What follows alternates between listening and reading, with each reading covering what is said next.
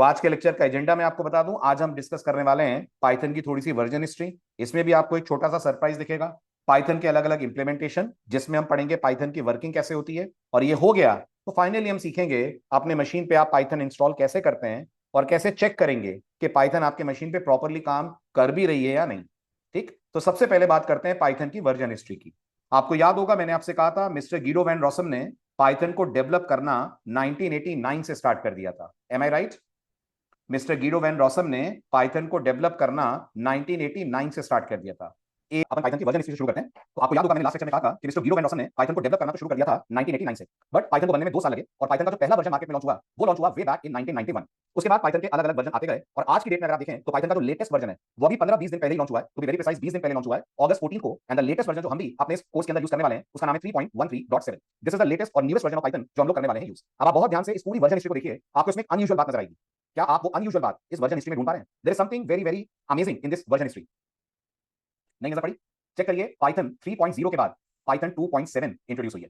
Check करिए, Python 3.0 के बाद पाइथन 2.7 इंट्रोड्यूस हुई है। कभी आपने ऐसा सुना किसी लैंग्वेज के नए वर्जन के बाद पुराना वर्जन लॉन्च हो रहा हो? शायद नहीं सुना होगा, बट पाइथन के अंदर आप नोटिस करिए, this is very very true कि पाइथन 3.0 के बाद पाइथन 2.7 को लॉन्च करा गया। इसकी बड़ी इंटरेस्टिंग हिस्ट्री है। एक बार फिर बताइए मुझे, अगर आपको हिस्ट्री दिख रही है, पाइथन 2.0 कब लॉन्च हुई थी? Everyone please respond. पाइथन 2.0 कब लॉन्च हुई थी? Very good. पाइथन 2.0 लॉन्च हुई थी इन द ईयर 2000। और पाइथन 3.0 कब लॉन्च हुई थी? पाइथन 3.0 लॉन्च हुई थी 2008 में, यानी 8 साल के गैप के बाद। इन 8 सालों के दौरान जो भी कंपनीज पाइथन पे प्रोजेक्ट बनाती थी उन्होंने पाइथन 2 पे अपने बहुत सारे सॉफ्टवेयर डिजाइन कर लिए थे। और पाइथन 3 के साथ एक छोटी सी प्रॉब्लम है, छोटी नहीं बहुत बड़ी प्रॉब्लम है। बड़ी प्रॉब्लम यह है कि जो पाइथन 3 है वो बैकवर्ड कंपैटिबल नहीं है विद पाइथन 2। गौर से सुनिएगा, जो पाइथन 3 है वो बैकवर्ड कंपैटिबल नहीं है विद पाइथन 2। इसका टेक्निकल शब्दों में मतलब यह है कि पाइथन 2 पे लिखा गया कोड पाइथन 3 के ऊपर एग्जीक्यूट नहीं हो पाएगा। आप पाइथन 2 के कोड को अगर पाइथन 3 पे लेकर जाएंगे तो पाइथन 3 उसको रिजेक्ट कर देगी, क्योंकि पाइथन 2 और पाइथन 3 में बिहेवियर और सिंटैक्स में बहुत सारे चेंजेस आ गए थे। मैं फिर पूरी लाइन रिपीट करता हूं, ध्यान से सुनना। पाइथन 2 लॉन्च हुई थी 2000 में, पाइथन 3 लॉन्च हुई थी 2008 में, लेकिन इन 8 सालों के गैप में कंपनीज ने अपने बहुत सारे प्रोजेक्ट, बड़े बड़े प्रोजेक्ट पाइथन 2 पे डिजाइन कर लिए थे। अब जब पाइथन 3 आई तो कंपनीज को अपने प्रोजेक्ट को माइग्रेट करने में दिक्कत गई, क्योंकि पाइथन 3 बैकवर्ड कंपैटिबल नहीं है विद पाइथन 2। इसका मतलब यह है कि अगर पाइथन 2 पे अपन ने कोई कोड लिखा और अपन उस कोड को पाइथन 3 पे लेकर जाते हैं, पाइथन 3 सिंटैक्स चेंज होने के कारण, बिहेवियर चेंज होने के कारण उस कोड को रिजेक्ट कर देगी। मेरी बात मैं आपको दो छोटे छोटे डेमो से समझाता हूं। पाइथन में अगर आपको स्क्रीन पे कुछ भी प्रिंट करना है तो हमारे पास प्रिंट होता है। क्या नाम लिया मैंने? क्या होता है पाइथन में? कुछ प्रिंट करना है तो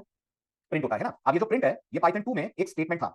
ये जो प्रिंट है ना ये पाइथन 2 में एक स्टेटमेंट था और पाइथन 3 में ये बन गया एक फंक्शन। पाइथन 3 में इसको फंक्शन बना दिया गया। तब आप सोचिए, सोचिए एज अ प्रोग्रामर, क्या ये वाला प्रिंट पाइथन 3 अलाउ करेगी? नहीं करेगी ना। तो इसका मतलब अगर किसी ने पाइथन 2 में कोड लिखा है उसको पाइथन 3 पे ले जाने के लिए उसे पूरा कोड बदलना पड़ेगा। बिल्कुल बदलना पड़ेगा। छोटा सा प्रिंट स्टेटमेंट भी नहीं चलेगा। तो आप सोचिए बड़े बड़े लॉजिक्स तो बदलने ही पड़ेंगे। ऐसे ही आपको एक और डेमो देता हूं। पाइथन 2 में जब आप दो इंटीजर्स को डिवाइड करते हैं तो आंसर भी इंटीजर आता था। पाइथन 2 में जब आप दो इंटीजर्स को डिवाइड करते हैं तो आंसर भी इंटीजर आता था। तो 5/2 का आंसर 2.5 नहीं आता था पाइथन 2 में, इसका आंसर सिर्फ 2 आता था। लेकिन पाइथन 3 ने इस प्रॉब्लम को दूर करा। पाइथन 3 ने बिल्कुल मैथ्स का रूल फॉलो करा। और आप मुझे बताएं मैथ्स में व्हाट इज 5/2? 2.5। मैथ्स में 5/2 इज 2.5, तो पाइथन 3 के अंदर भी 5/2 बिकम्स 2.5। तो आप देख पा रहे होंगे पाइथन 2 का प्रिंट करने का तरीका पाइथन 3 से डिफरेंट है। पाइथन 2 में डिवीजन ऑपरेटर का बिहेवियर पाइथन 3 से डिफरेंट है। ऐसे ही इनपुट लेने का तरीका और भी बहुत सारी चीजें पाइथन 2 और पाइथन 3 में चेंज हो गई। तो जब पाइथन 3 आई तो कंपनीज ने पीएसएफ से रिक्वेस्ट करी। पीएसएफ कौन? Python software foundation. तो पीएसएफ से रिक्वेस्ट करी कि आप पाइथन का 2 वर्जन को कंटिन्यू रखिए ताकि हमें थोड़ा सा समय मिले कि हम पाइथन 2 के कोड को पाइथन 3 पे माइग्रेट कर पाएं। अगर इतनी जल्दी पाइथन 3 आ जाएगी तो हमारा तो कोड ही माइग्रेट नहीं होगा और हमारा तो प्रोजेक्ट ही फेल हो जाएगा। तो फिर पीएसएफ ने ये कहा कि चलो ठीक है हम पाइथन 2 को कंटिन्यू रखेंगे, लेकिन सिर्फ 2020 तक, यानी 1 जनवरी 2020 तक पाइथन 2 अवेलेबल थी। आज 1 जनवरी 2020 से आगे की डेट आ चुकी है, पाइथन 2 मार्केट से हट चुकी है। हट चुकी है मतलब ऐसा नहीं है कि पीएसएफ ने उसको हटा दिया है। पीएसएफ ने उसके नए वर्जन बनाना बंद कर दिया है। पीएसएफ ने उसको सपोर्ट करना बंद कर दिया है। यानी पीएसएफ की तरफ से पाइथन 2 का सपोर्ट लास्ट कौन सी डेट तक था? पीएसएफ की तरफ से पाइथन 2 का सपोर्ट 1 जनवरी 2020 को खत्म हो गया। तो आज की डेट में अगर किसी को पाइथन पढ़नी है तो गलती से भी वो पाइथन 2 ना पढ़े। ये मैं आपको इसलिए बोल रहा हूं क्योंकि आप इंटरनेट पे कभी कोई ट्यूटोरियल पढ़ेंगे, कभी कोई ब्लॉग पढ़ेंगे तो चेक कर दीजिएगा कहीं वो पाइथन 2 का ब्लॉग ना हो। पाइथन 2 पीएसएफ की तरफ से हट गई है, लेकिन मार्केट में भी पाइथन 2 पे लेगेसी और पुराने प्रोजेक्ट चल रहे हैं। तो हम लोग को कौन सी पाइथन पढ़नी चाहिए एज ऑफ 2025? ऑब्वियसली बात है we should go for Python 3, क्योंकि पीएसएफ का ये मानना है कि पाइथन 3 ही पाइथन का फ्यूचर है। पाइथन 3 में ही सारे नए नए अपडेट्स आए और जो जेएनआई आप यूज करेंगे उसके लिए भी अपन को चाहिए कि पाइथन 3। तो सिर्फ आपकी जनरल नॉलेज बढ़ाने के लिए मैंने आपको बताया कि मार्केट में पाइथन 2 और 3 दोनों थी। पाइथन 2 अब ऑब्सोलीट हो गई है, 2020 से उसका सपोर्ट खत्म हो गया है। तो now we just have one version of Python which is called Python 3, जिसका लेटेस्ट वर्जन हम यूज करेंगे 3.13.7। Is this clear? Very good. तो ये तो हुई पाइथन की वर्जन हिस्ट्री की बात। अब आते हैं एक और बहुत ही इंटरेस्टिंग कॉन्सेप्ट पे, और ये है पाइथन के इंप्लीमेंटेशंस कितने हैं। सबसे पहला डाउट आपके दिमाग में आएगा, सर पाइथन के इंप्लीमेंटेशन का मतलब क्या होता है? पाइथन तो एक लैंग्वेज है, what do you mean by saying कि पाइथन के इंप्लीमेंटेशन, है ना? तो इसको मैं थोड़ा सा आपको व्हाइट बोर्ड पे समझाता हूं कि पाइथन इंप्लीमेंटेशन से मेरा क्या मतलब है। अब इससे पहले कि मैं आपको पाइथन इंप्लीमेंटेशन समझाऊं, मैं एक छोटा सा क्वेश्चन आपसे पूछता हूं, मुझे उसका आंसर देने की कोशिश कीजिएगा। मुझे बताइए, आप सबने सी का नाम सुना होगा। क्या सी एक प्रोग्रामिंग लैंग्वेज है? ठीक है, आप सोच के बताइएगा जिन्होंने सी पे काम करा है, क्या आप अपने कंप्यूटर पे सी लैंग्वेज इंस्टॉल कर सकते हैं? नहीं कर सकते हैं, नहीं कर सकते हैं, है ना? दूसरा सवाल, क्या जावा एक प्रोग्रामिंग लैंग्वेज है? हाँ है। क्या आप अपने कंप्यूटर पे जावा इंस्टॉल कर सकते हैं? नहीं कर सकते हैं। आप अपने कंप्यूटर पे जैसे इंस्टॉल करते हैं वो जावा में जेडीके होता है, जावा कभी इंस्टॉल नहीं होती है। ऐसे ही कोई भी लैंग्वेज कभी इंस्टॉल नहीं होती है। इंस्टॉल वो टूल्स होते हैं जो उस लैंग्वेज पे कोड लिखने में, कोड चलाने में आपकी हेल्प करें। तो जैसे जावा के डेवलपर्स को जेडीके की जरूरत पड़ती है to write compile and run Java program, ऐसे सी के डेवलपर्स को आप अगर जानते हो तो कंपाइलर की जरूरत पड़ती है ना। सी में हम लोग को कंपाइलर चाहिए होता है प्रोग्राम चलाने के लिए। ऐसे ही पाइथन एक लैंग्वेज है, पाइथन के सिंटैक्सेस हैं, पाइथन के रूल्स हैं, लेकिन पाइथन कभी डाउनलोड नहीं होती है। जो डाउनलोड होंगे वो पाइथन के कंपाइलर और इंटरप्रेटर होंगे। और गौर करिएगा पाइथन के कंपाइलर और इंटरप्रेटर के कॉम्बिनेशन को, याद है ना आपको पाइथन में दो ट्रांसलेटर होते हैं, याद है? तो पाइथन के कंपाइलर कंपाइलर और पाइथन के इंटरप्रेटर को कंबाइन कर दें तो हम इसकी जगह वर्ड बोलते हैं कि हमें पाइथन का डाउनलोड करना पड़ेगा इंप्लीमेंटेशन। तो बहुत सिंपल शब्दों में अगर मैं बोलूं तो इंप्लीमेंटेशन का मतलब होता है वो टूल्स जो किसी भी लैंग्वेज पे प्रोग्राम बनाने, प्रोग्राम चलाने आपको अपने कंप्यूटर पे डालने पड़ेंगे। तो आप नॉन टेक्निकली भले बोल दीजिए कि हम पाइथन इंस्टॉल करेंगे, है ना, लेकिन टेक्निकली आप पाइथन नहीं, आप इंस्टॉल करेंगे पाइथन का कोई इंप्लीमेंटेशन जो पाइथन में कोड लिखने में, पाइथन के कोड को रन करने में आपकी हेल्प करेगा। ये क्लियर हुआ? वेरी गुड, ठीक है। अब अगला डाउट, तो सर पाइथन के मार्केट में कितने इंप्लीमेंटेशन है? तो पाइथन के मार्केट में 26 से ज्यादा इंप्लीमेंटेशन अवेलेबल है। मतलब आपके पास 26 ऑप्शंस हैं अपने कंप्यूटर पे इंस्टॉल या डाउनलोड करके पाइथन चलाने के लिए। अब आएगा दिमाग में दो डाउट। पहला डाउट, सर इतने सारे इंप्लीमेंटेशंस क्यों हैं? ठीक है, और क्या इनके हमको सबकी जरूरत है? तो पहले सुन लीजिए, आपको सबकी जरूरत नहीं है, आपको सिर्फ कोई एक इंप्लीमेंटेशन की जरूरत है। लेकिन नॉलेज के लिए मैं आपको पाइथन के 4 इंप्लीमेंटेशन के बारे में बताता हूं। पाइथन का जो सबसे पॉपुलर इंप्लीमेंटेशन है उसका नाम है सी पाइथन। 4 में सबसे पॉपुलर जो है उसका नाम है सी पाइथन, दूसरे का नाम है जाइथन, तीसरे का नाम है आयरन पाइथन और चौथे का नाम है पाईपाई। तो पाइथन के कितने इंप्लीमेंटेशन है तो 26, लेकिन पॉपुलर 4 हैं। और इन 4 में भी सबसे ज्यादा पॉपुलर कौन है? सबसे ज्यादा पॉपुलर ये पहला वाला है। इसका मतलब लोग जब पाइथन बोलते हैं तो क्या इसी की बात करते हैं? जी हां, लोग जब पाइथन बोलते हैं तो इसी की बात करते हैं जिसको हम लोग बोलते हैं C Python, right? When people talk about Python they actually talk about C Python. जैसे जब हम कहते हैं जावा इंस्टॉल करनी है, अंडरस्टूड है कि जेडीके की बात हो रही है, ठीक है। जब हम बोलते हैं सी चलानी है, अंडरस्टूड है कि सी के कंपाइलर की बात हो रही है। ऐसे जब हम पाइथन पाइथन पाइथन बोलते हैं, ये अंडरस्टूड है कि बात हो रही है सी पाइथन की, ठीक है। अब ये सी पाइथन कौन है तो इसके बारे में डिटेल्स देने से पहले मैं आपको एक और बहुत इंपॉर्टेंट कांसेप्ट समझाऊंगा, उसके बाद आपको ये सारे समझ नहीं आएंगे। और वो बहुत इंपॉर्टेंट कांसेप्ट है। Let us discuss about to important terms in programming, क्योंकि आप में से मैक्सिमम लोग मुझे लग रहा है बिगिनर्स हैं, और दो इंपॉर्टेंट टर्म्स जो हमें पढ़ने हैं उनमें से पहला है मशीन कोड और दूसरा है byte code. There are two important terms जो प्रोग्रामिंग में आपको समझने होंगे। One is called as machine code, other one is called as byte code. अब मेरी इस बात को समझने के लिए बहुत सिंपल वर्ड्स में आप मुझे बताइए, इतना तो आप जानते होंगे कि जब भी हम कोई प्रोग्राम बनाते हैं, और ये मैंने आपको डे 2 पे भी समझाया था, जब भी हम कोई प्रोग्राम बनाते हैं उस प्रोग्राम को हम लोग बोलते हैं सोर्स कोड। यस और no? The code which we write is basically called as source code, है ना। अब हमारे सोर्स कोड को एग्जीक्यूट कौन करता है? तो जवाब है हमारे सोर्स कोड को एग्जीक्यूट हमारे कंप्यूटर का ऑपरेटिंग सिस्टम और हमारे कंप्यूटर का सेंट्रल प्रोसेसिंग यूनिट करता है। ये दोनों मिलकर आपके कोड को रन करते हैं। बट टेक्निकली क्या आपको लगता है कि आपका सोर्स कोड आपके कंप्यूटर को समझ में आता होगा? नहीं आता होगा, क्योंकि आपका सोर्स कोड किसी प्रोग्रामिंग लैंग्वेज में है। और ये आप सब जानते होंगे, जीवन में पहली बार जब कंप्यूटर से मिले होंगे तब से बात सुन रहे होंगे, computers understand the language of zeros and ones. Computer दो ही भाषा समझता है, एक जीरो और एक वन। तो होता यह है कि जब भी आप कोई सोर्स कोड लिखते हैं, आपका सोर्स कोड एक सॉफ्टवेयर के पास जाता है जिसको हम लोग आमतौर पे कंपाइलर बुलाते हैं, है ना। ये और भी सॉफ्टवेयर हो सकते हैं बट मैं फिलहाल कंपाइलर बोल रहा हूं। और ये कंपाइलर आपके कोड को कन्वर्ट कर देता है into something which is called as machine code. और एक बार आपका कोड मशीन कोड में कन्वर्ट हो गया, फिर ये मशीन कोड आपके ऑपरेटिंग सिस्टम के पास जाता है और आपका ऑपरेटिंग सिस्टम इसको करने लगता है execute. Let's revise this one more time. The programmer writes source code, as a developer आप सोर्स कोड लिखते हैं, और आपका सोर्स कोड किसी प्रोग्रामिंग लैंग्वेज में, और दुनिया की हर प्रोग्रामिंग लैंग्वेज इंग्लिश से मिलती जुलती है, उसके अंदर इंग्लिश से रिलेटेड वर्ड्स आपको मिलेंगे, और इंग्लिश आपके कंप्यूटर को समझ में नहीं आती है। तो आपका सोर्स कोड जब तक कि जीरो वन में कन्वर्ट नहीं होगा, कंप्यूटर उसे रन नहीं कर पाएगा। तो आपके कोड को जीरो वन में कन्वर्ट करने के लिए लैंग्वेजेस के अंदर एक ट्रांसलेटर होता है, और उस ट्रांसलेटर को आमतौर पे हम लोग बोलते हैं कंपाइलर। Okay fine.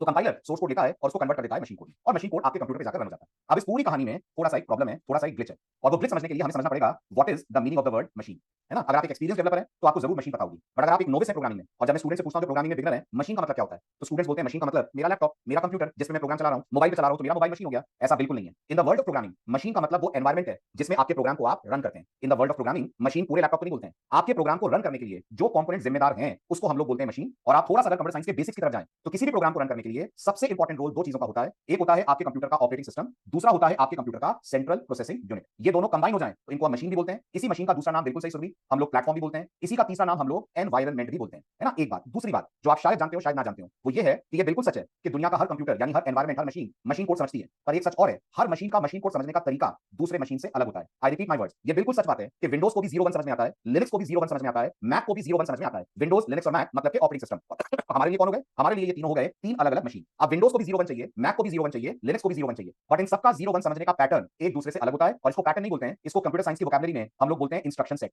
इसको कंप्यूटर साइंस की वोकैबुलरी में हम लोग बोलते हैं इंस्ट्रक्शन सेट। मैं आपको एक बहुत अच्छा रियल वर्ल्ड एग्जांपल इस बात को समझने के लिए देता हूं। आप मुझे बताइए, कलर, कलर वर्ड की क्या स्पेलिंग होती है? COLOUR कि COLOR?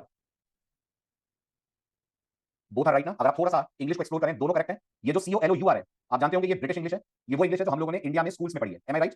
स्कूल में हमें COLOUR पढ़ाया गया है। लेकिन ये जो कलर आप देख रहे हैं, दिस इज अमेरिकन इंग्लिश, और इस वर्ड को भी आप कलर पढ़ते हैं। अब आप मुझे बताइए, क्या दोनों इंग्लिश हैं? हाँ, दोनों इंग्लिश हैं, लेकिन वर्ड्स की स्पेलिंग अलग अलग है। हाँ, वर्ड्स की स्पेलिंग अलग अलग है। तो जैसे इंग्लिश में वर्ड्स की स्पेलिंग अलग अलग होकर भी वो दोनों वर्ड इंग्लिश के वर्ड है, ऐसे कंप्यूटर्स में एक ऑपरेटिंग सिस्टम का मशीन का इंस्ट्रक्शन सेट और दूसरे ऑपरेटिंग सिस्टम का मशीन का इंस्ट्रक्शन सेट बिल्कुल अलग होता है। भले ही वो जीरो वन से मिलकर बनता है, बट वो एक दूसरे से बिल्कुल डिफरेंट होता है। अब आपको लगेगा तो सर इसमें दिक्कत क्या है? होता है तो होता है, दिक्कत है। दिक्कत क्या है इसको समझने के लिए अब जरा आप सी लैंग्वेज के पॉइंट ऑफ व्यू से मेरी बात को समझिएगा। इमेजिन करिए, मैंने सी लैंग्वेज में एक प्रोग्राम डेवलप करा जिसका नाम है hi.c। मैंने सी लैंग्वेज का वो कंपाइलर यूज करा जो मेरे लैपटॉप के लिए बेस्ट है। मेरा लैपटॉप विंडोज का लैपटॉप है, और सी लैंग्वेज में विंडोज के लिए जो कंपाइलर दिया गया है, मैं आपकी नॉलेज के लिए बता दूं, उसका नाम है मिंगडब्ल्यू। क्या नाम है उसका? उस कंपाइलर का नाम है मिंगडब्ल्यू। वॉइस की प्रॉब्लम हो रही है क्या? Clear voice, thank you. तो सी लैंग्वेज में विंडोज के लिए जो कंपाइलर दिया गया है उस कंपाइलर का नाम है मिंगडब्ल्यू। अब मिंगडब्ल्यू क्या करता है, आपके सी के प्रोग्राम को उठाता है। जरा बताइए प्रोग्राम का एक्सटेंशन क्या है? तो जवाब जी प्रोग्राम का एक्सटेंशन है डॉट सी। इसे कंपाइल करता है और इसे कन्वर्ट कर देता है डॉट ईएक्सी में। डॉट ईएक्सई वो एक्सटेंशन है जो दुनिया के सिर्फ एक ओएस को समझ में आता है, जो दुनिया के सिर्फ एक ओएस को समझ में आता है, और वो ओएस होता है विंडोज ऑपरेटिंग सिस्टम। इसका मतलब ये जो डॉट ईएक्सी फाइल है ये विंडोज के ऊपर तो बहुत बढ़िया रन होगी, और अगर ये डॉट ईएक्सी फाइल आप लिनक्स पे लेकर जाएंगे तो शायद आप जानते होंगे लिनक्स पे डॉट ईएक्सी नहीं होती है, और नहीं जानते तो जानिए लिनक्स पे डॉट ईएक्सी नहीं होती है। लिनक्स पे डॉट आउट एक्सटेंशन चलता है, यानी जब हम सी का प्रोग्राम लिनक्स के लिए कंपाइल करते हैं तो हमें एक्सटेंशन चाहिए होता है डॉट आउट, और ये वाला जो कंपाइलर है मिंगडब्ल्यू ये कौन सा एक्सटेंशन देता है? ये देता है डॉट ईएक्सी। इसका मतलब क्या ये डॉट ईएक्सी वाला कोड दुनिया के हर प्लेटफॉर्म पे चलेगा?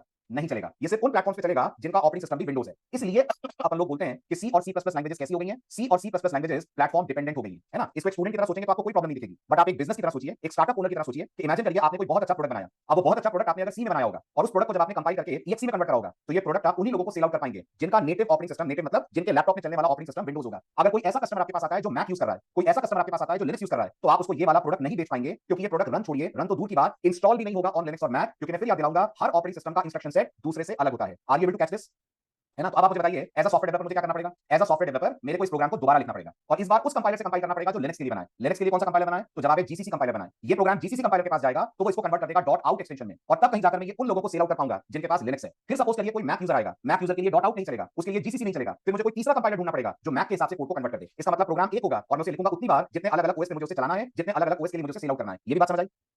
ओके, इसलिए अपन बोलते हैं जिन लैंग्वेजेस में मशीन कोड बनता है, जिन लैंग्वेजेस में मशीन कोड बनता है, सब की सब क्या है? सब की सब प्लेटफॉर्म डिपेंडेंट है, सब की सब अपने टारगेट ऑपरेटिंग सिस्टम से क्लोजली टाइड अप रहती हैं। उस ऑपरेटिंग सिस्टम के अलावा उनके कोड को किसी और पे ले जाओ तो वो कोड चलता ही नहीं है, इंस्टॉल ही नहीं होता है। ठीक, इस प्रॉब्लम को दूर करने के लिए प्रोग्रामिंग की दुनिया में एक नया कॉन्सेप्ट आया, और वो नया कॉन्सेप्ट आया concept of byte code. But इससे पहले कि मैं बाइट कोड के कॉन्सेप्ट की तरफ चलूं, जरा बात कर ले मशीन कोड के कुछ फायदे भी हैं या नुकसान ही नुकसान है। तो मशीन कोड का एक सबसे बड़ा फायदा है, और वो ये है कि आपके कोड की स्पीड बहुत अच्छी हो जाती है। क्यों? क्योंकि कोड डायरेक्टली ऑपरेटिंग सिस्टम के हिसाब से कन्वर्ट होता है, तो तुरंत आपका प्रोग्राम एग्जीक्यूट हो जाएगा विद फुल स्पीड। इसमें मैं बार-बार आपको याद दिलाता हूं, भले ही सी पुरानी है, भले ही ओल्ड लैंग्वेज है, लेकिन स्पीड के मामले में आज भी नंबर 1 है। यस, स्पीड के मामले में आज भी आप देखेंगे तो सी और C plus plus languages number 1 position पे आपको मिलती है, क्योंकि वो डायरेक्ट एक शॉट में आपके प्रोग्राम को कन्वर्ट कर देती है इनटू मशीन कोड, है ना। लेकिन नुकसान क्या है? नुकसान ये है कि आपका प्रोग्राम किसी और प्लेटफॉर्म पे रन नहीं होगा, यानी आपका प्रोग्राम बन गया है प्लेटफॉर्म डिपेंडेंट। क्लियर हुआ? Very good. लिखना एक बार पड़ेगा पर कंपाइल नहीं करना, लिखना भी 3 बार पड़ेगा। क्यों 3 बार पड़ेगा? क्योंकि अलग अलग सी कंपाइलर्स में हेडर फाइल्स भी अलग अलग होती हैं, फंक्शंस के नाम भी कई बार डिफरेंट हो जाते हैं, बिहेवियर भी चेंज हो जाता है। एक्सपीरियंस करा इस बात को? हर कंपाइलर के पास हर हेडर फाइल नहीं होती है, ये दिक्कत है सी में सबसे बड़ी, राइट। तो ये सोचना गलत होगा कि खाली कॉपी पेस्ट ही तो करना है मुझे, नहीं चलेगा। कॉपी पेस्ट करने से आपको बहुत सारी हेडर फाइल बदलनी पड़ेगी, बहुत सारे फंक्शनों के नाम बदलने पड़ेंगे, क्योंकि लिनक्स पे जो फंक्शन चलेगा क्वाइट पॉसिबल वो विंडोज के कंपाइलर के पास ना हो। Got it? वेरी गुड, ठीक है। चलिए, तो इस प्रॉब्लम को दूर करने के लिए कॉन्सेप्ट आया, कॉन्सेप्ट ऑफ बाइट कोड। पहले आप मशीन कोड का ड्रॉबैक देख लें, डायग्राम आपको समझा ही रहा है। मैंने सीसी प्लस प्लस पे प्रोग्राम बनाया, मिंगडब्ल्यू कंपाइलर से कंपाइल करा, मशीन कोड बन गया, विंडोज बहुत अच्छे से इसका स्वागत करेगी क्योंकि ये विंडोज के इंस्ट्रक्शन सेट में है, लेकिन लिनक्स को ये समझ तक नहीं आएगा, लिनक्स इसको आउटराइट रिजेक्ट कर देगा। क्लियर हुआ? नमपाई पाइथन का पार्ट नहीं है फ्रेंड्स, नमपाई एक लाइब्रेरी है जिसमें आप बहुत बड़े डेटा को, बहुत लार्ज साइज के एरेस को प्रोसेस करते हैं, दैट इज नमपाई। ओके, आगे बढ़ो, बताऊंगा मैं आपको नमपाई क्या है, मैटप्लॉटलिब क्या है, राइट। ठीक, आगे बढ़ते हैं। अब इस पॉइंट से आगे चलते हैं। तो इस मशीन कोड की प्रॉब्लम को दूर करने के लिए प्रोग्रामिंग लैंग्वेजेस एक नया कॉन्सेप्ट लेकर आई। ठीक है, वैसे तो बहुत पुराना कॉन्सेप्ट है, बट क्योंकि आप इसको शायद पहली बार सुन रहे हैं तो आपके लिए नया, और ये है the concept of byte code. Now what is byte code? ध्यान दीजिएगा, होता ये है कि जब भी हम पाइथन की बात करते हैं ना, अब पाइथन मशीन कोड पे काम नहीं करती है, पाइथन काम करती है on the concept of byte code. तो समझिए पाइथन में कोड कैसे चलता है। होता ये है कि आपने पाइथन में अपना सोर्स कोड डिजाइन करा। पाइथन में जब आप सोर्स कोड डिजाइन करते हैं तो एक्सटेंशन डॉट पीवाई पड़ता है। क्या एक्सटेंशन रखते हैं? Dot PY. ठीक है, आगे बढ़ते हैं। ठीक है, now is byte exist in C and C plus plus नहीं, अगर C C plus plus byte code बना देगी नवदीप तो C C plus plus speed में बहुत पीछे हो जाएंगी, हार्डवेयर इंटरेक्शन नहीं कर पाएंगी, कोई भी डिवाइस ड्राइवर या ओएस सी सी प्लस प्लस पे नहीं बना पाओगे। तो इतने बाइट कोड पॉपुलर होने के बाद आज भी सी सी प्लस प्लस कैसी है? Platform dependent, independent?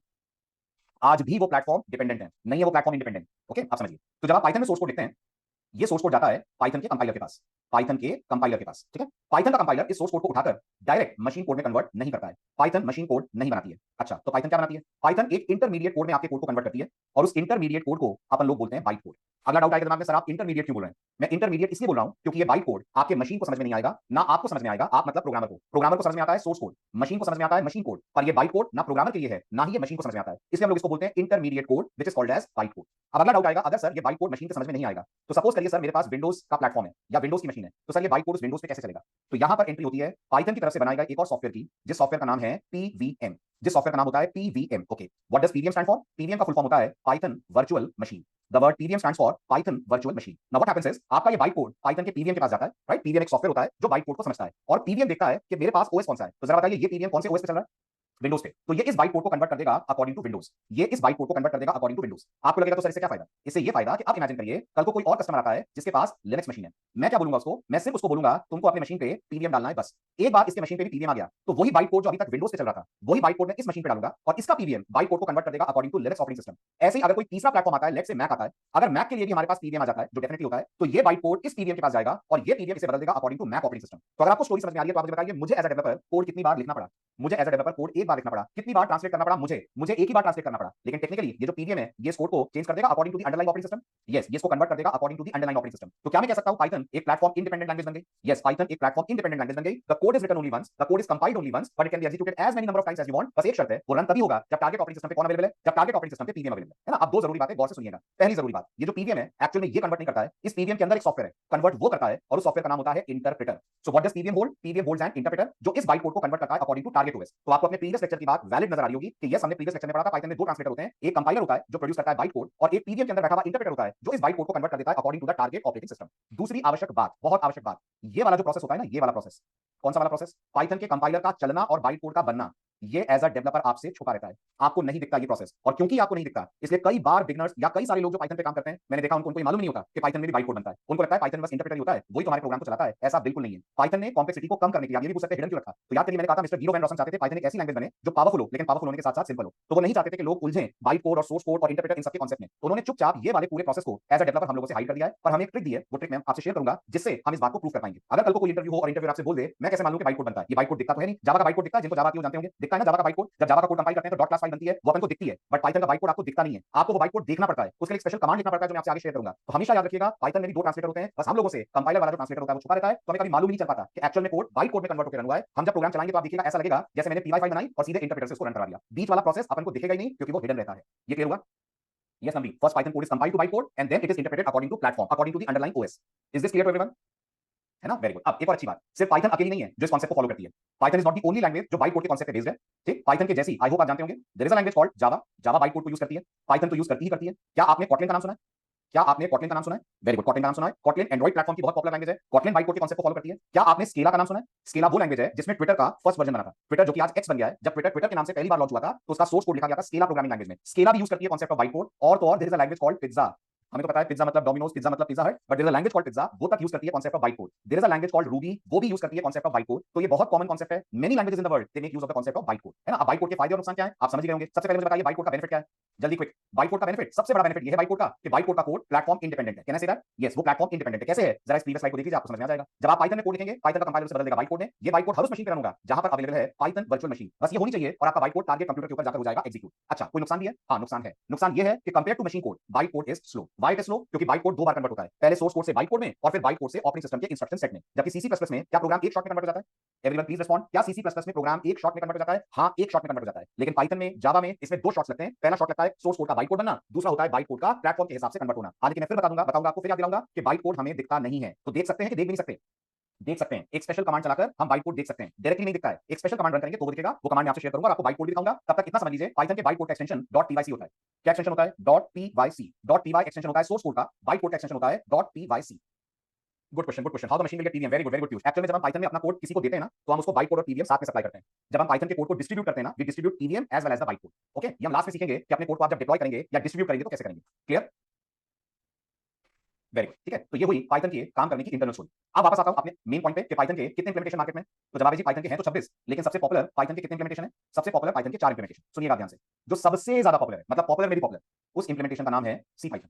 सी पाइथन के पास, अभी सी पाइथन की डिटेल्स आपको देता हूं, पहले जो हम कहानी सुन रहे हैं इसको मैं कंक्लूड कर लूं। सी पाइथन के पास दो ट्रांसलेटर होते हैं। एक ट्रांसलेटर होता है कंपाइलर, है ना, और एक ट्रांसलेटर होता है सी पाइथन के पास interpreter. So how many translators C Python uses? तो जवाब है जी 2।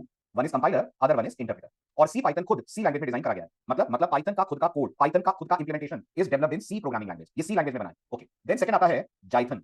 जाइथन नाम से आप समझ पा रहे होंगे, ये जावा लैंग्वेज में डिजाइन करा गया है, राइट। इसके पास भी दो सॉफ्टवेयर होते हैं, एक का नाम होता है कंपाइलर और दूसरे का नाम होता है इंटरप्रेटर।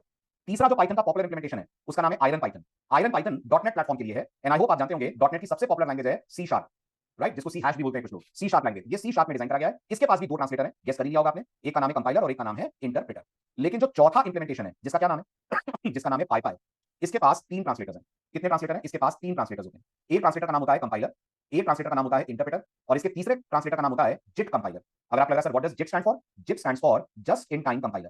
ठीक है, ये क्या है? ये एक ऐसा सॉफ्टवेयर है जो इंटरप्रेटर के काम करने की स्पीड को बूस्ट अप करने का काम कर देता है। मतलब इस सॉफ्टवेयर के कारण जो इंटरप्रेटर में सबसे बड़ी प्रॉब्लम होती है कि इंटरप्रेटर बहुत स्लो काम करने वाला सॉफ्टवेयर है। ये मैंने आपको लास्ट लेक्चर में बताया था, अगर आपको याद हो तो। इंटरप्रेटर बहुत स्लो काम करता है, तो पाइथन के उस इंटरप्रेटर को धक्का मारकर उसकी स्पीड को बढ़ाने का काम करता है ये जिट कंपाइलर। अगर मैं इसको साइंस से कंपेयर करूं तो आपको याद होगा आपने साइंस में कैटलिस्ट पढ़ा था कैटलिस्ट क्या करता है? कैटलिस्ट तो जब आप कैटलिस्ट केमिकल रिएक्शन की स्पीड को बढ़ा देता है, तो जैसे कैटलिस्ट केमिकल रिएक्शन की स्पीड को बढ़ाता है, बिल्कुल वैसे हमारा JIT कंपाइलर एग्जीक्यूशन स्पीड को बढ़ा देता है। तो पाइथन के जो 26 इंप्लीमेंटेशन है उनमें फास्टेस्ट कौन है? पाइथन के जो 26 इंप्लीमेंटेशन है उनमें फास्टेस्ट पाईपाई है। और ये कितना फास्ट है इसका मेजरमेंट भी पाईपाई बनाने वाले लोगों ने दिया है। उनका कहना है कि अगर आप कोई कोड सी पाइथन पे रन करोगे और सेम कोड पाईपाई पे रन करोगे तो आपको 3 गुना 3 टाइम्स स्पीड में इंक्रीमेंट मिलेगा। जितना टाइम वो लेगा, मतलब जितना टाइम पाईपाई लेगा, उसे 3 गुना ज्यादा टाइम सी पाइथन का कोड रन होने मिलेगा। या यूं कह लीजिए जितना टाइम सी पाइथन का कोड रन होने मिलेगा 3 गुना कम टाइम पाइथन में पाईपाई का कोड उसको रन होने मिलेगा। सो फास्टेस्ट। हां बिल्कुल बिल्कुल ऋषिकेश, बिल्कुल आ रहा हूं, बिल्कुल आ रहा हूं, बहुत वैलिड क्वेश्चन है। अब दिमाग में डाउट आएगा कि सर अगर ऐसा है then why we are not installing PyPy. आपने क्यों बोला कि दुनिया में जो लोग पाइथन पढ़ते हैं वो सी पाइथन इंस्टॉल करते हैं और हम भी वही करेंगे? तो इसके दो बड़े बड़े कारण हैं। नंबर 1 पाईपाई, आयरन पाइथन, जाइथन पीएसएफ ने नहीं बनाया है। पीएसएफ ने क्या बनाया है? पीएसएफ ने बस एक इंप्लीमेंटेशन बनाया है and that is called as C Python. तो क्या ऑथेंटिसिटी सी पाइथन की ज्यादा है? हां, ऑथेंटिसिटी सी पाइथन की ज्यादा है क्योंकि जो नए फीचर्स आएंगे वो सबसे पहले किसमें आएंगे? जो नए फीचर्स आएंगे वो सबसे पहले आपको सी पाइथन में मिलेंगे। इसका मैं आपको प्रूफ देता हूं 2 मिनट के लिए। क्या आपको आज के लेक्चर का इनिशियल पार्ट याद है? पाइथन का करंट लेटेस्ट वर्जन कौन सा है? 3.13 पूरा वर्जन बताइए तब समझ पाएंगे। 3.13 मैं आपको दिखाता हूं दोनों वेबसाइट्स पे जाकर। जो हम पाइथन डाउनलोड करेंगे वो कहां से करेंगे? जो हम पाइथन डाउनलोड करेंगे वो करेंगे हम लोग पीएसएफ की वेबसाइट से, है ना? देखिए ध्यान से, पीएसएफ की वेबसाइट पे पाइथन का लेटेस्ट वर्जन कौन सा बताया जा रहा है? वही बताया जा रहा है तो अपन ने डिस्कस करा। मतलब पाइथन का लेटेस्ट वर्जन 3.13 है, यस और नो? है ना? अब आपको मैं लेकर चलता हूं पाईपाई की वेबसाइट पे। पाईपाई देखिए पाइथन का कौन सा वर्जन सपोर्ट कर रहा है? पाईपाई बताइए खुद पढ़ के, पाईपाई के पास लेटेस्ट वर्जन पाइथन का कौन सा है? Let me go to this one ना। 3 पॉइंट चेक करिए, पाईपाई के पास जो लेटेस्ट वर्जन है वो 3 पॉइंट चेक करिए 11 है। इट्स 3.11 राइट, और हमें जो मिल रहा है दैट इज 3.13। तो एक प्रॉब्लम वर्जन की, मतलब 3.13 में जो नए फीचर्स आए होंगे क्या वो पाईपाई पे चलेंगे? नहीं चलेंगे, पहली प्रॉब्लम। दूसरी प्रॉब्लम, अभी आपने सुना होगा किसी ने मेरे से पूछा था सर नमपाई क्या है? देखा था आपने चैट बॉक्स में क्वेश्चन आया था, सर व्हाट इज नमपाई, नमपाई चलता है कि नहीं? नमपाई, मैटप्लॉटलिब, इनके नाम सुने आपने? ये पाइथन की सबसे पॉपुलर लाइब्रेरीज हैं और इन्हीं के कारण पाइथन कौन सी दुनिया में सबसे पॉपुलर है? इन्हीं के कारण पाइथन डेटा साइंस और एआई में सबसे पॉपुलर है। और आपको जानकर सरप्राइज होगा ये जितनी बड़ी बड़ी लाइब्रेरीज है ना, नमपाई का नाम ले लीजिए या फिर आप मैटप्लॉटलिब का नाम ले लीजिए या टेंसरफ्लो का नाम ले लीजिए, ये सब गेस करिए कौन सी लैंग्वेज में लिखी गई है? ये सब सी लैंग्वेज में लिखी गई है। They all are product of C language. तो क्या इनकी कंपैटिबिलिटी सी पाइथन से होगी? 100% होगी और बहुत फास्ट होगी, है ना? इसलिए हम हर जगह स्पीड को कंसीडर नहीं करते हैं। अगर मुझे स्पीड पे कॉम्प्रोमाइज करके नए फीचर्स मिल रहे हैं, लाइब्रेरीज यूज करने का सपोर्ट मिल रहा है, तो मैं क्यों स्पीड पे जाऊंगा? और वैसे भी जो सी पाइथन है वो इतनी भी स्लो नहीं है कि आपको नेकेड आई से समझ में आ जाए कि कोड धीरे चल रहा है। वो बहुत माइक्रो लेवल पे आपको पता चलेगा कि कोड धीरे चल रहा है। एक यूजर लेवल पे तो उतना ज्यादा डिफरेंस नजर ही नहीं आएगा। आई होप समझ आ गया होगा हम क्यों सी पाइथन यूज करेंगे और क्यों पाईपाई यूज नहीं करेंगे। यस, न्यू फीचर्स आते हैं लेकिन लेट आते हैं, आपको वेट करना पड़ेगा, इंतजार करना पड़ेगा। दैट इज द रीजन कि हम लोग यूज करेंगे सी पाइथन। तो क्या मैं ये बोल दूं पाइथन मतलब सी पाइथन? हाँ, पाइथन मतलब सी पाइथन, है ना? जैसे लोग बॉटल्ड पानी को बिस्लरी मानते हैं, है ना? बिस्लरी इतनी पॉपुलर है कि बॉटल्ड पानी को बिस्लरी बोल दिया जाता है। बिल्कुल ऐसे अगर आप पाइथन बोले उसकी जगह सी पाइथन बोले, it's one and same. Is this clear? Very good, ठीक है। अगली जरूरी बात, सी पाइथन किसमें इंप्लीमेंटेड है? ऑब्वियसली बात है सी में इंप्लीमेंटेड है। पीएसएफ वालों ने इसको बनाया है, हम इसको पीएसएफ से डाउनलोड करने वाले हैं। और आप इंटरनेट पे जितने ट्यूटोरियल पढ़ोगे, अगर आप इंटरनेट पे 20 ट्यूटोरियल पढ़ोगे तो मैं गारंटी दे सकता हूं 20 में से 18 ट्यूटोरियल आपको सी पाइथन के ही मिलेंगे, क्योंकि पाइथन मतलब सी पाइथन। और कंपनी भी जितने प्रोजेक्ट बनाती है वो सब रियल वर्ल्ड प्रोजेक्ट जो एआई और डेटा साइंस पे बनते हैं वो सब यूज करते हैं बैकएंड पे सी पाइथन। क्लियर? इसलिए हमको सी पाइथन पढ़नी है। अच्छा, आयरन जाइथन क्या है? तो जाइथन जैसा मैंने कहा वो पहले सी पाइथन का वर्किंग स्टाइल आप देख लीजिए कि सी पाइथन आपके कोड को चलाती कैसे। तो जो पूरी स्टोरी मैंने आपको सुनाई वो स्टोरी आपको यहां दिख रही होगी। आपका .py वाला कोड होता है, .py वाला कोड जाता है सी पाइथन के कंपाइलर के पास, उसे वो कन्वर्ट कर देता है इनटू पीवाईसी जो बाइट कोड फाइल है। फिर ये जाता है पीवीएम के पास, पीवीएम इसको कन्वर्ट कर देता है according to operating systems machine code. और मैं फिर याद दिलाऊंगा क्या इतना पार्ट हिडन है? बिल्कुल इतना पार्ट हिडन है। We never get to see this directly. जब तक बोलेंगे नहीं तब तक पाइथन की दिखाई नहीं आपको, है ना? और वो इसलिए क्योंकि पाइथन नहीं चाहती थी कि एज अ बिगिनर आप इन चीजों की कॉम्प्लेक्सिटी में उलझे। वो चाहती थी आप सिंपल है, कोड लिखा, रन कर दिया, आउटपुट मिल गया। क्या हो रहा है बैकग्राउंड में एज अ बिगिनर जानने की जरूरत नहीं है, बट हमें जानने की जरूरत है क्योंकि हमें सिर्फ पाइथन नहीं पढ़नी, हमें पाइथन में जेएनआई के प्रोजेक्ट बनाने हैं और वहां ये पूरा प्रोसेस हमारी कुछ चीजों पे इफेक्ट डालने वाला है। चले आगे, क्लियर हुआ? Very good. अब आता है सर जाइथन क्या है? तो जाइथन जैसा सी पाइथन सी में बनाए, जाइथन वो इंप्लीमेंटेशन है जो जावा प्रोग्रामिंग लैंग्वेज में बनाए। और आपको याद होगा मैंने आपको लास्ट लेक्चर में कहा था क्या पाइथन एक्सटेंसिबल है? हाँ, पाइथन एक्सटेंसिबल है। क्या हम पाइथन के कोड से जावा की लाइब्रेरीज खोल कर सकते हैं? कर सकते हैं। और देखिए ऐसे करते हैं, अगर आपको जावा आती होगी तो आप इस कोड को बहुत अच्छे से समझ रहे होंगे। जावा में डेट क्लास है, जावा डॉट पैकेज में ये आप पाइथन के कोड को जावा के कोड से इंटीग्रेट कर रहे हैं, लेकिन ये सी पाइथन में नहीं चलेगा। ये किसमें चलेगा? ये कोड चलेगा जाइथन में। आपको जाइथन इंस्टॉल करना पड़ेगा अगर आपको इस कोड को एग्जीक्यूट करना है तो, ठीक है? अब जैसे जाइथन है बिल्कुल वैसे हमारे पास आयरन पाइथन है। आयरन पाइथन क्या है? सेम कोड है बट वो लिखा जाता है इन सी शार्प ताकि आपका कोड एग्जीक्यूट हो जाए on Windows platform that is dot net platform. ये भी क्लियर हुआ? ठीक है। Last but not least, last implementation कौन है? लास्ट इंप्लीमेंटेशन पाईपाई है, जिनका ये मानना है कि ये कोड ऑलमोस्ट 3 टाइम्स फास्ट चलेगा क्योंकि वो एक स्पेशल ट्रांसलेटर इंस्टॉल करते हैं अपने पाइथन इंप्लीमेंटेशन के अंदर जिसको उन्होंने नाम दिया है JIT कंपाइलर। मैं आगे आपको बताऊंगा, उसके लिए थोड़ा सा कोड लिखेंगे तो आपको समझ आएगा कि JIT कंपाइलर काम करता कैसे है। बस अभी इतना मान लीजिए जो रेगुलर इंटरप्रेटर होता है उसकी स्पीड को ऑप्टिमाइज करना, इंक्रीमेंट करना, बढ़ाना, ये काम होता है JIT कंपाइलर का। क्लियर? हाँ नमन, बिल्कुल हॉटस्पॉट वाला लॉजिक है। अगर तुमने पाइथन में कोई लूप लगाया और वो लूप बार-बार चल रहा है तो JIT कंपाइलर उस लूप का मशीन कोड सेव कर लेगा और एक ही बार में वो मशीन कोड ऑपरेटिंग सिस्टम को दिलवा देगा। हॉटस्पॉट वाला लॉजिक है बिल्कुल। चलो आगे, क्लियर पाईपाई? डन, ठीक है। अब पाइथन इंस्टॉल कैसे करनी है, पाइथन मिलेगी कहां? तो मिलेगी कहां वो तो मैंने आपको बता दिया। हमें कैसे इंस्टॉल करनी है वो स्टोरी मैं आपको सुनाता हूं। तो पाइथन इंस्टॉल करने के लिए जो हमारा टारगेट प्लेटफॉर्म है, आप लिखेंगे पाइथन डाउनलोड। ओके, जैसे आप लिखेंगे पाइथन डाउनलोड आप पहुंच जाएंगे उस लिंक पे जो पीएसएफ का लिंक है। ठीक है, यहां जाना है आपको और थोड़ा सा अपने ऑपरेटिंग सिस्टम के हिसाब से आपको वर्जन चुनना है। हालांकि ये वेबसाइट आपका ओएस ऑटोमेटिकली डिटेक्ट कर लेगी। एज यू कैन सी मेरा ऑपरेटिंग सिस्टम विंडोज है तो इसने डिटेक्ट कर लिया है कि मैं विंडोज यूज कर रहा हूं, है ना? आप थोड़ा सा आप नीचे स्क्रॉल डाउन करेंगे आपको दिख रहा होगा जो पाइथन का लेटेस्ट वर्जन है वो कौन सा है? जो पाइथन का लेटेस्ट वर्जन है वो 3.13 है। 3.14 प्लान्ड है, इट्स प्लान्ड ऑन 1 अक्टूबर। इतनी जल्दी अभी लॉन्च नहीं होगा, वो प्री रिलीज में। तो हमको जाना है 3.13 के पास। 3.13 पे क्लिक करिए तो आपके सामने अगला पेज आएगा। थोड़ा सा नीचे स्क्रॉल डाउन करेंगे तो आपको विंडोज के इंस्टॉलेशन के ऑप्शंस दिखेंगे और हमें कौन सा करना है? हमें विंडोज का ये वाला वर्जन इंस्टॉल करना है। ओके, अगर आप लोगों के पास 64 बिट है और आपके पास अगर 32 बिट है, जो मुझे नहीं लगता कि आप में से किसी के पास होगा, आपके पास 32 बिट तभी होगा जब आप विंडोज 7 यूज कर रहे होंगे। अगर आप विंडोज 10 या 11 यूज कर रहे हैं आपका ऑपरेटिंग सिस्टम 64 बिट ही होने वाला है ना? फिर भी अगर आपको लग रहा है कि आपका ओएस 32 बिट है तो फिर आपको ये वाला वर्जन डाउनलोड करना है। वर्जन की कंपैटिबिलिटी का खास ध्यान रखिएगा क्योंकि आगे चलकर आप पाइथन को डेटाबेस से कनेक्ट करेंगे, ये वर्जन की कंपैटिबिलिटी दिक्कत गई तो डेटाबेस वाले प्रोग्राम्स में आपको प्रॉब्लम आ जाएगी। तो जो आपके ऑपरेटिंग सिस्टम का आर्किटेक्चर है बिल्कुल वैसा ही विंडोज वाला वर्जन, विंडोज वाला पाइथन वर्जन बताइएगा। हमारे केस में should be Windows 64 bit. Clear? ठीक है। अब जब आप इसको क्लिक करेंगे तो आपके सिस्टम पे ये सेटअप डाउनलोड हो जाएगा just like any other software. फिर आप पहुंचिए जहां पर ये सेटअप आपने डाउनलोड करा, ये मेरी मशीन, इस पे आप करेंगे डबल क्लिक। मैं नहीं करूंगा क्योंकि मेरा ये ऑलरेडी इंस्टॉल्ड है, पर आपके लिए चीजें आसान हो तो मैंने आपके लिए स्क्रीनशॉट्स लगा दिए। जैसे ही आप इस सेटअप पे डबल क्लिक करोगे, पाइथन का इंस्टॉलेशन स्टार्ट हो जाएगा। पाइथन के इंस्टॉलेशन के वक्त आपको सिर्फ एक बात का खास ख्याल रखना है। पहली स्क्रीन जो आपको नजर आएगी वो ये वाली स्क्रीन नजर आएगी। इसमें आप बिल्कुल बॉटम पे देखिए तो आपको दो चेकबॉक्सेस दिख रहे होंगे। Can you see them? दिख रहे हैं? मेक श्योर कि आप इन दोनों को चेक करें। खास तौर पे इस सेकंड वाले को चेक करना मत भूलिएगा। इसको चेक करने का बेनिफिट ये होगा कि पाइथन ऑटोमेटिकली आपके कंप्यूटर में अपना पाथ सेट कर लेगी। पाथ सेट करने का क्या मतलब है वो भी मैं आपको आगे बताऊंगा, अगर आप बिगनर है तो। बस अभी जो मैं कह रहा हूं वो सुन लीजिए कि इंस्टॉलेशन करते वक्त जल्दबाजी मत करिएगा। ये चेकबॉक्स ऑफ नहीं रहने चाहिए, दोनों चेकबॉक्स को आपको ऑन रखना है और उसके बाद सब कुछ सिंपल है, राइट? पाइथन मुश्किल से 1 मिनट का समय लेगी और आपकी मशीन पे हो जाएगी इंस्टॉल हो जाएगी, तो आपको लास्ट में सक्सेसफुल का मैसेज मिल जाएगा। अब ये चेक करने के लिए कि पाइथन आपके मशीन पे प्रॉपर्ली इंस्टॉल हो गई है कि नहीं हो गई है, काम बहुत सिंपल है। क्या करना है आपको कमांड प्रॉम्प्ट ओपन करना है by writing CMD in the start menu. जैसे सीएमडी लिखेंगे you will get your command prompt window, और यहां पाइथन को चेक करने के लिए आप लिखेंगे Python space double dash version. जैसे ही ये कमांड आप लिखेंगे और एंटर स्ट्राइक करेंगे, आपके सामने पाइथन का लेटेस्ट जो आपने इंस्टॉल करा है वर्जन वो आ जाएगा। मेरे केस में it is going to be 3.13.7। Clear हुआ? पाइथन कैसे चेक करना है ना? दूसरी जरूरी बात, पाइथन केस सेंसिटिव लैंग्वेज है। पाइथन केस सेंसिटिव लैंग्वेज है ना? इसका मतलब समझ रहे होंगे, अगर गलती से मैंने इस वर्जन का वी कैपिटल कर दिया, the command will not run and it will give error. तो बिल्कुल सी की तरह, सी प्लस प्लस की तरह पाइथन हाईली केस सेंसिटिव है। पाइथन में कैपिटल स्मॉल का ध्यान रखना पड़ता है, नहीं रखते हैं तो पाइथन की तरफ से आ जाती है error. Is this clear? Very good. तो ये था आपका पाइथन इंस्टॉलेशन तक का पार्ट, इतना कर लीजिएगा। अगले लेक्चर से हम स्टार्ट करेंगे पाइथन की programming. We write our very first Python program in the next lecture, और वहां से शुरू करेंगे फिर data type operator and all the topics जो हमें पाइथन में कवर करने हैं। तो ये 3 दिन, ये 2 दिन में मैंने आपको पाइथन की हिस्ट्री, पाइथन की इंपॉर्टेंस सब समझा दी। अब यहां से हमारा प्रैक्टिकल पार्ट शुरू होगा। अब मैक्सिमम लेक्चर हमारे प्रैक्टिकल ओरिएंटेड होंगे, स्लाइड्स में आपसे शेयर कर दिया करूंगा, बट मैं सारा कुछ आपके साथ हैंड्स ऑन करूंगा, और मैं आपको रिकमेंड करूंगा कि आप भी कोशिश करें मेरे साथ हैंड्स ऑन करें। क्या यूज करने वाले हम लोग आईडी के तौर पे मैं वो भी बता दूं, हम लोग यूज करने वाले हैं VS कोड। ठीक है नंदकिशोर, आप फर्स्ट लेक्चर देखें, फर्स्ट लेक्चर में सब कुछ डिस्क्राइब करा है। यूट्यूब पे फर्स्ट लेक्चर अपलोडेड है, यूट्यूब पे एससी लाइव चैनल पे जाइए, लाइव सेक्शन में जाइए और वहां फर्स्ट लेक्चर देखिए जेन विजार्ड का, उस पे कोर्स का ड्यूरेशन, प्राइस सब कुछ मेंशन है, सिलेबस का लिंक भी है, आप सिलेबस भी देख सकते हैं। हाँ नमन, उसके बारे में आपसे बात करी थी अफरोज सर ने, वो हम लोग कंफर्म कर देंगे। ठीक है, तो फिलहाल तो आइए नेक्स्ट लेक्चर 7:45 PM लेते हैं इससे आगे। सर एक बार इंस्ट्रक्शन सेट दोबारा बता सकते हैं? बिल्कुल बता सकता हूं सुमित। इंस्ट्रक्शन सेट का मतलब होता है वो पैटर्न जो किसी ऑपरेटिंग सिस्टम को समझ में आता है। जैसे सुमित, सबसे पहले तो आप माइक ऑन करो, let me communicate with you. Mic on करिए Sumit. Hello sir. Hello Sumit, अब मैं 2-3 क्वेश्चन पूछूंगा छोटे छोटे में, try answering this. Hmm, Sumit ये क्या है 2 + 3? मैं इसका आंसर नहीं पूछ रहा हूं, मैं पूछ रहा हूं कि क्या है। आपका जवाब होना दो नंबर चाहिए का सर, आप बोलोगे सर ये मैथमेटिकल इंस्ट्रक्शन है, या प्रोग्रामिंग में बोले तो ये एक एक्सप्रेशन है, करेक्ट एक्सप्रेशन। है ना? मैं 2 और 3 को ऐड करने को बोल रहा हूं। क्या एज अ ह्यूमन किसी को भी समझ में आएगा कि 2 + 3 क्या कह रहा है? एक इंसान के तौर पे कोई भी अगर 2 + 3 देखेगा तो उसे समझ में आएगा कि ये लाइन क्या कह रही है। सुमित यस और नो?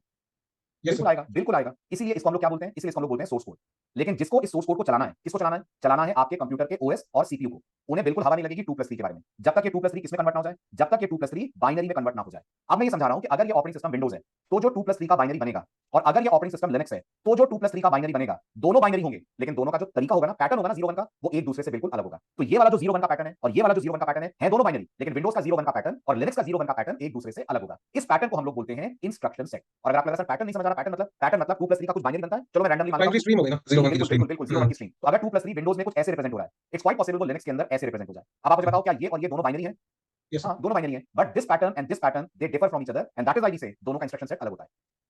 सर तो इंस्ट्रक्शन सेट या मशीन कोड दोनों एक ही चीज है? बिल्कुल दोनों एक ही चीज है। Okay instruction okay. सेट वो इंस्ट्रक्शंस होते हैं जिनसे फाइनली मशीन कोड बनता है। क्लियर? इंस्ट्रक्शन सेट वो इंस्ट्रक्शंस होते हैं। इंस्ट्रक्शंस हैं जिनसे फाइनली मशीन कोड बनता है। मतलब ये जो आप देख रहे हो ना, ये डायरेक्ट सोर्स कोड से नहीं बना है, इस सोर्स कोड का इंस्ट्रक्शन सेट है, उस इंस्ट्रक्शन सेट का बना है बाइनरी, और वो इंस्ट्रक्शन सेट इन दोनों ऑपरेटिंग सिस्टम पे अलग अलग है।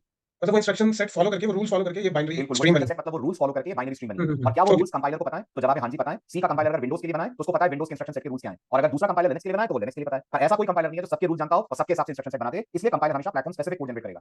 क्लियर? और इंस्ट्रक्शन सेट फॉलो कराना ही कंपाइलर का काम है, करेक्ट? बिल्कुल बिल्कुल, इंस्ट्रक्शन ठीक सेट है सर। जनरेट करके उसके हिसाब से बाइनरी कोड जनरेट करवाना कंपाइलर का काम है। तो इसका ओके मतलब सर। कंपाइलर ओएस को टारगेट करके बनाया जाता है। जब यस। कंपाइलर बनाए जाते होंगे कंपनीज में तो ओएस ध्यान में रखकर बनाए जाते होंगे कि ये कंपाइलर किस ओएस यस। के लिए है। बिल्कुल 100%। ठीक है क्लियर? सर, आया समझ। Okay, thank you. Welcome. Notes slides में सब कुछ शेयर कर दूंगा Navdeep, already previous slide share हो चुकी है, आज वाली भी शेयर हो जाएगी टेलीग्राम चैनल पे। आई होप आप लोगों ने टेलीग्राम चैनल ज्वाइन कर लिया है। पीयूष इसलिए सेट करना पड़ेगा क्योंकि हम कमांड प्रॉम्प्ट जो कमांड चलाया ना मैंने पाइथन डबल डैश वर्जन, ये कमांड नहीं चलेगा अगर आप पाथ सेट नहीं करोगे तो। ये कमांड चले इसके लिए पाइथन का पाथ सेट करना जरूरी है। ओके चलिए, तो मैं कर दूंगा एक बार फिर से अपलोड कर दूंगा नवदीप, नो इश्यूज, मैं दोबारा अपलोड कर दूंगा। ठीक है, तो मिलते हैं Saturday same time 7:45। Bye, take care.